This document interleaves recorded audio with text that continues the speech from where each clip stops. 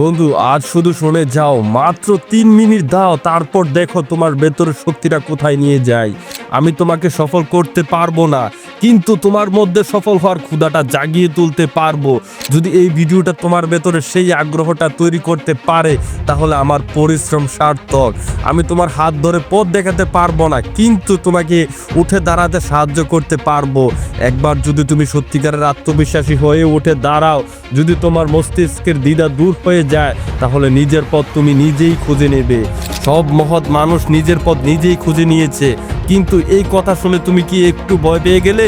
নিজের নামের সঙ্গে বিশ্ব বদলানো শব্দটা বসাতে ভয় পাচ্ছ? তাহলে এই ভয়টা সাহস নিয়ে বদলে নাও। তোমার ভাগ্য তোমার হাতে। একজন শিল্পীর হাতে যেমন কাঁচামাল থাকে, যেটাকে সে নিজের ইচ্ছে মতো গড়ে তোলে, তেমনি আমাদের জীবনে আমাদের হাতে।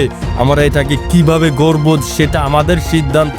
হয়তো সবাই অসাধারণ হতে পারবে না, কিন্তু নিজের আজকের চেয়ে দ্বিগুণ ভালো হতে পারবে না, এটা কে বলেছে? আজ তুমি যতই কঠিন অবস্থার মধ্যে থাকো, এটা বদলাবে। হয়তো খারাপের দিকে যাবে, অথবা অনেক ভালো কিছু আসবে, কিন্তু মনে রেখো, জীবন পাল্টানোর সবচেয়ে বড় সুযোগ আসে কঠিন সময়ে। এই কঠিন সময়ে তোমার ভেতরে শক্তিটা প্রকাশ পায়। এই সময় তোমার সত্যিকারের ক্ষমতা পরীক্ষা হয়। এই সময় তুমি নতুন করে নিজেকে গড়তে পারো, কিন্তু শর্ত একটাই, হার মানা যাবে না।